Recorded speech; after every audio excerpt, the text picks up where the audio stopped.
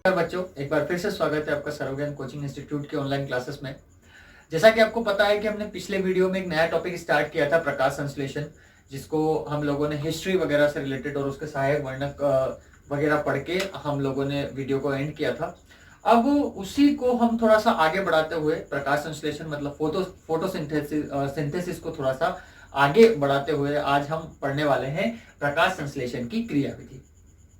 तो बच्चों एक बात याद रखना, अगर पिछला वीडियो आपने बहुत अच्छे से देखा होगा, डिस्क्रिप्शन में उसकी लिंक भी मिल जाएगी, एक बार नहीं देखा हो तो वापस से देख लीजिएगा। अगर उस वीडियो में आपने देखा होगा तो हमने प्रकाश संश्लेषण का बेसिक हम लोग उसमें अच्छी तरीके से पढ़ चुके थे और हमने ये भी क्लियर कर लिया था कि प्रकाश संश्लेषण की क्रिया होने के लिए कितने प्रकार के वर्णक या कौन कौन उसकी सहायता करते हैं, कहाँ कहाँ पर वो चीजें कंप्लीट होती है।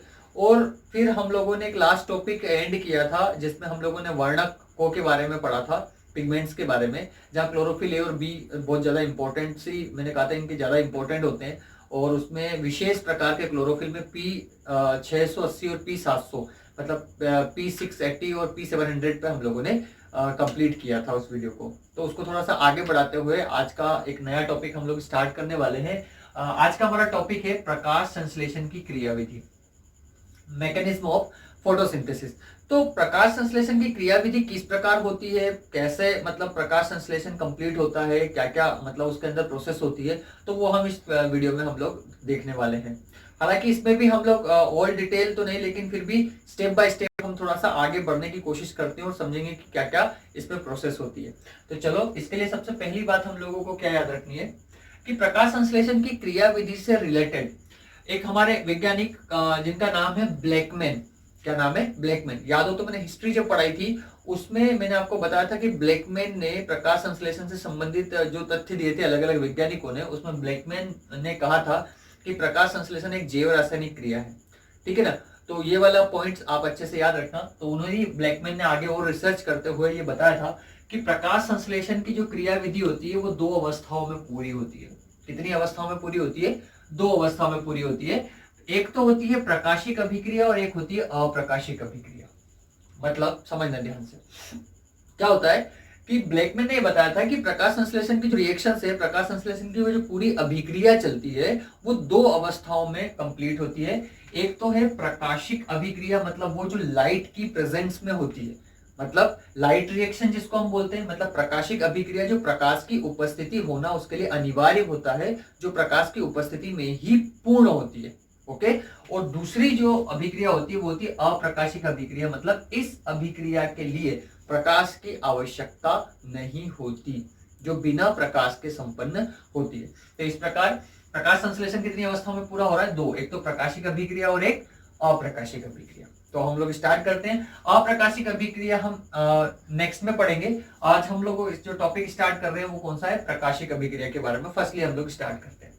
तो टॉपिक स्टार्ट होता है प्रकाशिक अभिक्रिया, जिसको हम एक और नाम से पुकारते हैं हिल रिएक्शन या हिल अभिक्रिया, और एक और बात बोलते हैं इंग्लिश में इसको लाइट रिएक्शन। बात समझ में आ रही है? तो ये दोनों ही तरीके से पूछा जाता है, हिल अभिक्रिया के बारे में बोल दे आपसे या प्रकाशिक अभिक्रिया के बारे में बोल दे, जनरली दोनों याद रखता है। तो फर्स्टली कौन सा है? प्रकाशिक अभिक्रिया। प्रकाशिक अभिक्रिया या इसको एक और नाम से क्या पुकारते हैं? हिल अभिक्रिया। कौन सी अभिक्रिया? हिल अभिक्रिया या लाइट रिएक्शन। ठीक है। क्या होता है इस अभिक्रिया में? तो कितनी कितनी बातें क्या क्या याद रखना। देखो, सबसे पहली बात, ये जो अभिक्रिया है ये हरित लवक के ग्रेना में संपन्न होती है। मोस्ट पॉइंट याद रखना है आपको मैं पहले भी बता चुका हूं कि हम ऑल डिटेल नहीं, हम उस पॉइंट को, उस रिएक्शन को समझते हुए, उन क्रियाओं को पढ़ते हुए हम हमारी एग्जाम में पुटअप होने वाले क्वेश्चंस पे बात करने वाले हैं बस। ठीक है ना? तो प्रकाशिक अभिक्रिया या हिल रिएक्शन के बारे में आपको क्या याद रखना है कि ये अभिक्रिया जो है ये हरित लवक के ग्रेना में पूर्ण होती है। ठीक है। और एक और बात, इसमें जो वर्णक, मैंने कहा था ना वर्णक ही हेल्प करते हैं, अपने सहायक वर्णक और मुख्य वर्णक के बारे में पढ़े थे। तो याद रखना, प्रकाशिक अभिक्रिया में क्या होता है कि पहले तो ये अभिक्रिया कहाँ होती है? तो भाई ये अभिक्रिया जो होती है ये हरित लवक के कहाँ होती है? ग्रेना में पूर्ण होती है। दूसरी बात, जो वर्णक होते हैं, प्रकाश संश्लेषी जो वर्णक है अपन ने पढ़े हैं, वो वर्णक प्रकाश ऊर्जा का क्या करेंगे? अवशोषण करेंगे। लाइट एनर्जी को क्या करेंगे? एब्जॉर्ब करेंगे। प्रकाश ऊर्जा का अवशोषण करेंगे और क्या होंगे? उत्तेजित हो जाएंगे। और क्या करेंगे? एटीपी का और NADPH2 का क्या करेंगे, निर्माण। मतलब ये बात मेन याद रखनी है आपको। इस प्रकाश अभिक्रिया, जो हम लोग दो प्रकार की रिएक्शन है ना, प्रकाशिक अभिक्रिया और अप्रकाशिक अभिक्रिया, तो आपको याद ये रखना है कि प्रकाशिक अभिक्रिया का मुख्य काम जो है, मेन काम, वो है इन दोनों को बनाना। किन दोनों को बनाना, एटीपी का निर्माण करना और NADPH2 का निर्माण करना। ये दोनों चीजों को बनाना ही इस अभिक्रिया का मुख्य कार्य है, ताकि इनका काम, इनका मेन रियल काम जो होता है वो आने वाली रिएक्शन मतलब अप्रकाशिक अभिक्रिया में पूरा होता है। मतलब इनकी जरूरत कहां होने वाली है, अप्रकाशिक अभिक्रिया में होने वाली है। कैसे होगी, क्या होगी, हम आगे देखते हैं अभी। तो मेन आपको क्या याद रखना है प्रकाशिक अभिक्रिया के बारे में, कि हरित लवक के ग्रेना में पूरी होती है। इसके जो वर्णक होते हैं वो प्रकाश को अवशोषित करते हैं, लाइट को एब्जॉर्ब करते हैं, और क्या करते हैं, उत्तेजित होने के बाद एटीपी और NADPH2 का क्या करेंगे, निर्माण करेंगे, जिसका उपयोग वो अप्रकाशिक अभिक्रिया में करते हैं। जिसका उपयोग किसमें होता है, अप्रकाशिक अभिक्रिया में। काय के लिए होता है, कार्बन के स्थिरीकरण के लिए। किसके लिए होता है, कार्बन के स्थिरीकरण के लिए। अब देखो बात यह है कि एटीपी और NADPH2 का निर्माण खाली लाइट को एब्जॉर्ब करते ही तो हो नहीं जाएगा। तो इसके लिए हम लोग बताते हैं कि ये अभिक्रिया, जो प्रकाशीय अभिक्रिया है, ये भी कितने चरणों में पूरी होती है, 3 चरणों में पूरी होती है। ध्यान से देखना, तीनों चरण बहुत सिंपल है, कोई बहुत बड़ी चीज नहीं है। सबसे पहले पता है क्या होगा, जल का प्रकाश की उपस्थिति में अपघटन होगा। मतलब लाइट जो रहेगी, तो प्रकाश की उपस्थिति में जल जो होगा, पानी टूटेगा, मतलब जल का क्या होगा, अपघटन होगा। और NAD का NADH2 में अपचयन होगा। बात समझ में आई। पहले स्टेप में क्या हो रहा है, जल का तो क्या हो रहा है, अपघटन। NAD का NADH2 में क्या हो रहा है, अपचयन। और लास्ट में थर्ड स्टेप में होगा फोटोफॉस्फोरिलेशन। 3 चरण में ये पूरी होती है। कौन, प्रकाशिक अभिक्रिया कितने चरण में पूरी होती है, 3 चरण में। पहला चरण जल का प्रकाश की उपस्थिति में अपघटन। दूसरा चरण NAD का NADH2 में अपचयन। तीसरा चरण फोटोफॉस्फोरिलेशन। ठीक, 3 चरण होता है। तो 3 चरण में क्यों, ये 3 चरण क्यों जरूरी हुए, तो देखना, ध्यान से देखना। जल का प्रकाश की उपस्थिति में अपघटन, लाइट एब्जॉर्ब करने के बाद ये जो वर्णक जब लाइट को अवशोषित करते हैं, प्रकाश को अवशोषित करते हैं, उसके बाद में क्या होता है, जल का अपघटन शुरू हो जाता है। जल जब टूटता है तो टूटने से दो, पता ही H2O है जल, जब ये टूटता है तो हाइड्रोजन ऑक्सीजन दोनों अलग अलग क्या हो जाते हैं, रिलीज। तो जब इसकी टूटने की प्रोसेस होती है तो इसमें क्या होता है, हाइड्रोजन अलग निकल आता है और कुछ इलेक्ट्रॉन रिलीज होते हैं। और हमें इन दोनों चीजों की जरूरत पड़ती है, एक तो किसकी, हाइड्रोजन की, और एक किसकी, इलेक्ट्रॉन्स की। मतलब जब जल टूटेगा तो उसमें से 2 चीजें, हालांकि इसकी रिएक्शंस तो बहुत अलग है, लेकिन जनरली अपने को याद रखना है कि जब जल का प्रकाश की उपस्थिति में जब अपघटन होता है तो 2 चीजें मुक्त होगी, एक तो हाइड्रोजन और एक कुछ क्या निकलेंगे, इलेक्ट्रॉन्स रिलीज होंगे। और हमें जरूरत भी इन दोनों की ही पड़ने वाली है। कहां, क्यों, वो आगे हम देख लेंगे।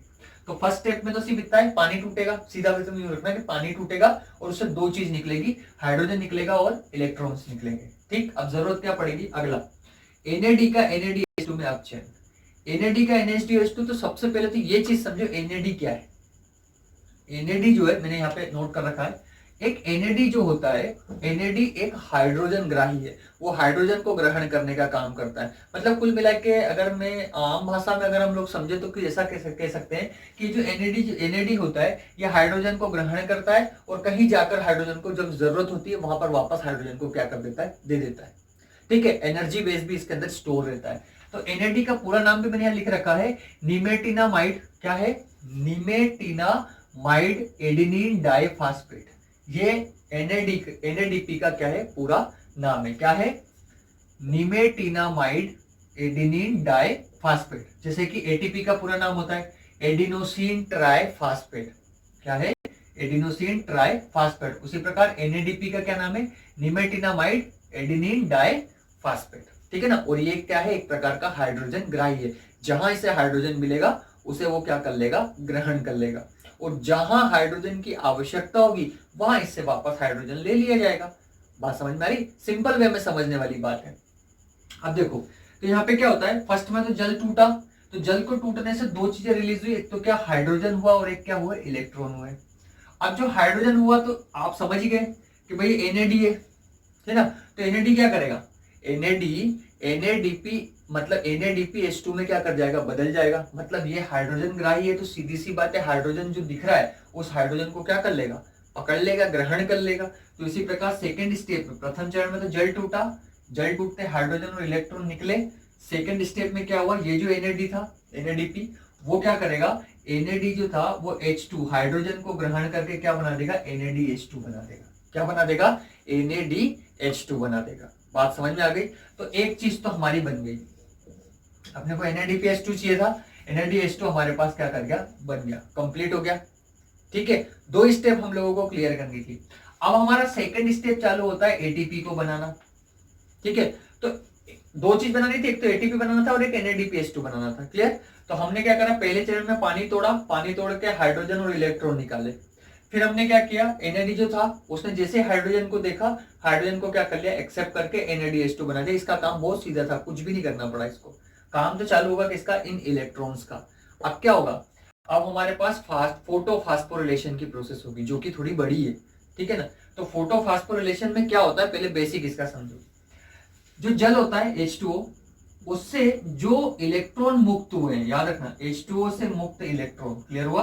तो जो जल था, उस जल से जो इलेक्ट्रॉन मुक्त होते हैं, उन इलेक्ट्रॉन्स को अलग अलग प्रकार के भिन्न भिन्न यौगिकों से गुजारा जाता है।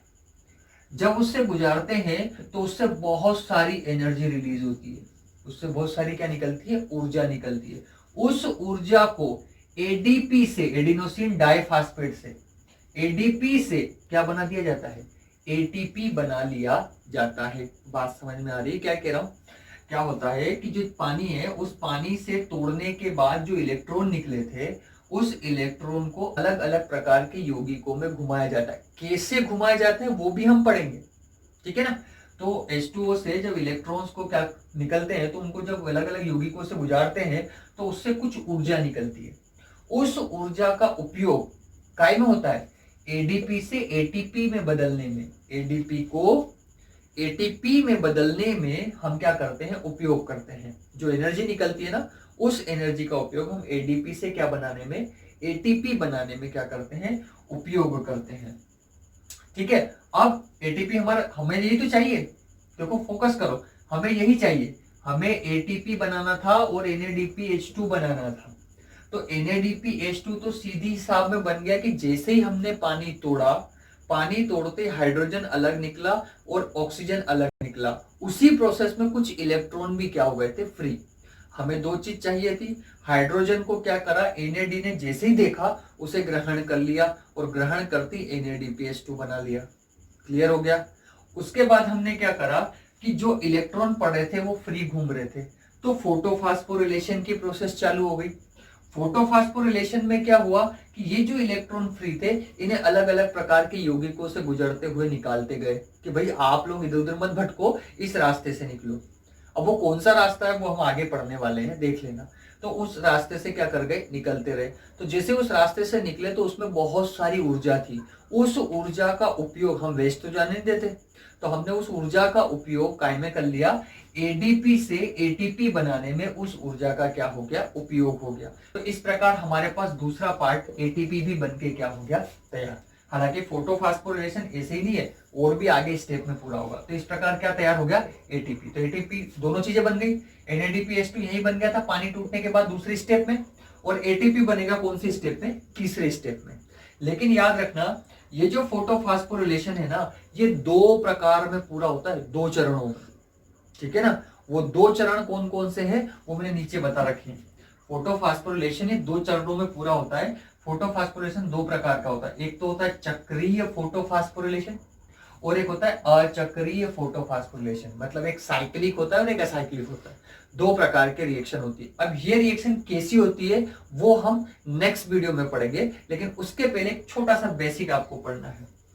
हमने सबसे स्टार्टिंग में पढ़ी थी, वो यहाँ पे थी कि वर्णक जो होते हैं वो प्रकाश ऊर्जा का अवशोषण करते हैं। कैसे करते हैं, क्या होता है, तो उसके बारे में थोड़ी सी बात हमने समझ रखी है। जो रॉबर्ट इमर्सन नाम के वैज्ञानिक थे, कौन थे, रॉबर्ट इमर्सन, उनके अनुसार प्रकाश का जो अवशोषण होता है वो मेनली दो वर्णकों समूहों के द्वारा होता है। कितने वर्णक समूहों के द्वारा, दो वर्णक समूहों के द्वारा होता है, जिनको हमने बोला वर्णक तंत्र प्रथम, ठीक है, और दूसरा है वर्णक तंत्र द्वितीय। दो प्रकार के वर्णक समूह थे, कौन कौन से? एक तो वर्णक तंत्र प्रथम और दूसरा वर्णक तंत्र द्वितीय, जिसको हम बोलते हैं पीएस फर्स्ट और पीएस सेकेंड। पीएस मतलब पिगमेंट सिस्टम, वर्णक तंत्र मतलब pigment system first and pigment system second, ठीक है। तो इन्होंने क्या बताया कि जो प्रकाश का अवशोषण होता है ना पौधों के द्वारा, वो प्रकाश का अवशोषण दो प्रकार के वर्णक समूहों के द्वारा होता है, जिन्हें हम पीएस फर्स्ट और पीएस सेकेंड बोलते हैं। अब ये वर्णक तंत्र क्या होते हैं तो देखना, हम वर्णक तंत्र प्रथम या पीएस फर्स्ट के बारे में देखते हैं।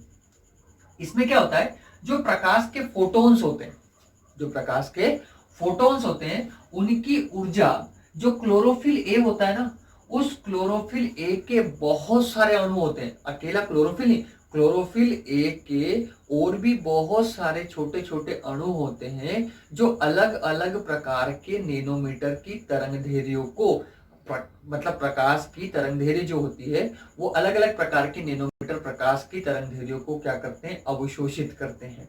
अलग अलग प्रकार, जैसे प्रकाश की जो किरणें होती है उनकी तरंगदैर्घ्य जो होती है, उन तरंगदैर्घ्यों में अलग अलग प्रकार के नैनोमीटर की तरंगदैर्घ्य होती है, उसी में अलग अलग प्रकार के प्रकाश को ये क्या करते हैं, अवशोषित करते हैं। तो इसने क्या समझाया कि वर्णक तंत्र प्रथम जो होता है ना, उस वर्णक तंत्र प्रथम में प्रकाश के जो फोटोन ऊर्जा है, मतलब फोटोन की जो ऊर्जा है, उसको ये क्लोरोफिल ए के जो विभिन्न अणु होते हैं, बहुत सारे अणु होते हैं, जिसमें हम बोल सकते हैं CHL, एक तो क्या होता है 680 होता है, एक मान लो 760 होता है, बहुत सारे अणु होते हैं अलग अलग प्रकार के। क्लोरोफिल ए भी बहुत सारे प्रकार के होते हैं, अपन ने इतना डिटेल अभी देखा नहीं है, तो जनरली अपने को याद रखना है कि वर्णक तंत्र प्रथम में क्या होता है कि जो प्रकाश की ऊर्जा होती है फोटोन की, उन ऊर्जा को क्लोरोफिल ए के जो अणु होते हैं अलग अलग प्रकार के, वो क्या करते हैं, अवशोषित करते हैं। लेकिन उसमें मेन क्या है वो अपने को याद रखना है, उसमें एक विशेष प्रकार का क्लोरोफिल ए होता है, जिसके बारे में हम लोगों ने पिछले वीडियो में एंड किया था। एक विशेष प्रकार का क्लोरोफिल होता है, क्लोरोफिल ए होता है, जो होता है कौन सा, P700। इस P700 का मतलब देखो, P से तो मतलब तो वर्णक हुआ, पिगमेंट, और इस 700 जो है ना 700, इसका मतलब होता है कि ये 700 नैनोमीटर की तरंगदैर्घ्य को क्या कर सकता है, अवशोषित कर सकता है। बात को समझ रहे हो ये यहाँ क्या कहना चाह रहा है? ये कहना चाह रहा है कि इसी प्रकार क्लोरोफिल ए के अलग अलग प्रकार के नैनोमीटर को अवशोषित करने वाले बहुत सारे क्या होते हैं, वर्णक होते हैं। उसी में एक विशेष प्रकार का क्लोरोफिल ए होता है, उसका नाम है P700 या P700, जो 700 नैनोमीटर तरंगदैर्घ्य को क्या करता है, अवशोषित करता है। लेकिन यही इस वर्णक तंत्र का मुख्य केंद्र है। इसी P700 को हम वर्णक तंत्र प्रथम का क्या बोलते हैं, अभिक्रिया केंद्र बोलते हैं। पिछले वीडियो में मैंने ये बताया भी था कि ये दोनों जो रहेंगे P700 और P680, इन्हें अभिक्रिया केंद्र बोलेंगे। मतलब अब से जो प्रकाश संश्लेषण की अभिक्रिया है जो स्टार्ट होगी, उसका केंद्र जो होंगे वो ये दोनों ही बनेंगे, वो इसीलिए बनते हैं। तो भैया रॉबर्ट इमर्सन के अनुसार दो वर्णक तंत्र है। प्रथम वर्णक तंत्र में हमने बोलते हैं जो फोटोन की ऊर्जा होती प्रकाश की, वो क्लोरोफिल ए के बहुत सारे अणु अलग अलग प्रकार के क्या करते हैं, अवशोषित करते हैं। उनमें एक विशेष प्रकार का क्लोरोफिल होता है, क्लोरोफिल ए कौन सा, P700, जो कि वर्णक तंत्र प्रथम का क्या होता है, अभिक्रिया केंद्र होता है। उसी प्रकार वर्णक तंत्र द्वितीय या PS सेकेंड, इसी के जैसे ये भी क्या करता है, इसमें क्लोरोफिल ए के कुछ अणु बहुत सारे और क्लोरोफिल बी और जेंथोफिल के अणु भी होते हैं, दोनों मिक्स होते हैं। वर्णक तंत्र द्वितीय जो है ना PS सेकेंड, उसमें क्लोरोफिल ए के अणु तो होते ही है, साथ में क्लोरोफिल बी और जेंथोफिल भी साथ में क्या होते हैं, हेल्प करते हैं। तो ये वही प्रकाश का क्या करेंगे, अवशोषित करेंगे। लेकिन वर्णक तंत्र द्वितीय में जो विशेष प्रकार का क्लोरोफिल ए होता है वो कौन सा होता है, 680। समझ में आ रही बात? जैसे इसमें P700 है, वैसे ही वर्णक तंत्र द्वितीय में कौन सा होता है, स्पेशली P680 होता है, जो वर्णक तंत्र द्वितीय का क्या होता है, अभिक्रिया केंद्र होता है। बात को समझने की कोशिश करना, इसका पूरे का सार बताता हूं। प्रकाश संश्लेषण की जो मेन अभिक्रिया होती है वो दो चरण में होती है। एक तो होती है प्रकाश अभिक्रिया और एक होती है अप्रकाशिक अभिक्रिया। अप्रकाशिक अभी हम पढ़ ही नहीं रहे, हम प्रकाशिक अभिक्रिया पढ़ रहे हैं। तो प्रकाशिक अभिक्रिया जो होती है ना, उसमें मेन 3 काम होता है, शॉर्ट में याद रखना है, 3 काम होते हैं। पहला होता है पानी टूटेगा, जब पानी टूटेगा तो H2O टूटेगा तो दो चीजें रिलीज होगी, हाइड्रोजन अलग निकलेगा, ऑक्सीजन अलग निकलेगा। पर वो इस प्रकार टूटेगा कि जो ऑक्सीजन निकलता है ना, उसी बीच में क्या होता है, कुछ इलेक्ट्रॉन भी क्या हो जाते हैं, रिलीज हो जाते हैं। जनरल याद रखना है बस। तो भाई पानी टूटने पर दो चीजें निकलेगी, अब ऑक्सीजन को भूल जाना थोड़ी देर के लिए। दो चीजें, एक तो इलेक्ट्रॉन अलग निकलेंगे, हाइड्रोजन निकलेंगे, ठीक है। सबसे पहले सेकंड चरण जो आएगा उसमें क्या बनेगा, NADPH2 बनेगा। वो इसलिए बनेगा क्योंकि जो NADP होता है वो हाइड्रोजन को पकड़ लेता है। तो जो जल से पानी टूटा था, जल से जो हाइड्रोजन रिलीज हुआ था उसको NADP ने पकड़ के NADPH2 बना लिया। तो हमारा पहला चरण तो बन के कंप्लीट हो गया। अब हमें बनाना था ATP, जो कि अब तक नहीं बने, अब तक बने नहीं है। अभी तो हमने सिर्फ शार्प नॉर्मली इसका हमने सारांश देखा है कि भाई फाटोफॉस्फोरिलेशन जो होता है उसमें क्या होता है, जो पानी टूटने के बाद हाइड्रोजन तो हमने काम में ले लिया, अब बचे तो इलेक्ट्रॉन है। तो उस इलेक्ट्रॉन को क्या करेंगे, अलग अलग यौगिकों में घुमाएंगे। अभी घुमाए नहीं है, घुमाएंगे, ये बात बोली हमने। तो उनको क्या करेंगे, घुमाएंगे, तो उससे जो ऊर्जा निकलेगी उस ऊर्जा से हम ADP का काय में बदल देंगे, ATP बनाने में क्या कर लेंगे, काम ले लेंगे, ठीक है। अब वो कैसे घुमाएंगे, तो उसके लिए दो चक्र आते हैं काम में, जो मैंने नीचे बता रखे थे कि एक तो चक्री होता है और एक कौन सा होता है, अचक्री होता है। तो चक्री फास्फोरिलेशन और अचक्री फास्फोरिलेशन अपन नेक्स्ट वीडियो में इसको अच्छे से एक्सप्लेन करेंगे, दोनों को बहुत अच्छे से आपको याद रखना है, ठीक है। उसके पहले हम लोगों ने रॉबर्ट इमर्सन के दो तंत्र पढ़े। पहला तंत्र PS1 और PS2 होता है, दो तंत्र होते हैं इसमें, वर्णक तंत्र प्रथम और वर्णक तंत्र द्वितीय। इनका काम ये होता है कि लाइट को एब्जॉर्ब करने में हेल्प करवाते हैं। लाइट को एब्जॉर्ब करने में क्लोरोफिल A और B दोनों मुख्य भूमिका में रहते हैं। वर्णक तंत्र प्रथम में विशेष भूमिका निभाता है P700 और वर्णक तंत्र द्वितीय में विशेष भूमिका कौन निभाता है, P680। वर्णक तंत्र प्रथम का अभिक्रिया केंद्र कौन होता है, P700। द्वितीय का अभिक्रिया केंद्र कौन होता है, P680। ये क्वेश्चन पूछने वाले क्वेश्चन यही हो जाते हैं, स्पेशली इन्हीं से क्वेश्चन क्या होते हैं, पूछे जाते हैं जनरली। भाई ब्लैकमैन के अनुसार अभिक्रिया, प्रकाश संश्लेषण की अभिक्रिया दो प्रकार में पूरी होती है, इस तरीके से क्वेश्चन बन जाता है। हील अभिक्रिया किसको बोलते हैं, प्रकाशिक अभिक्रिया को हील अभिक्रिया भी बोलते हैं। इसका मेन काम ही क्या है, दो चीज बनाना है, ATP बनाना और NADPH2 बनाना, ठीक है। इसकी रिएक्शन कहां से शुरू होती है, भाई जल के अपघटन से स्टार्ट होती है। फिर क्या होता है, एक इलेक्ट्रॉन निकलते हैं और हाइड्रोजन निकलते हैं।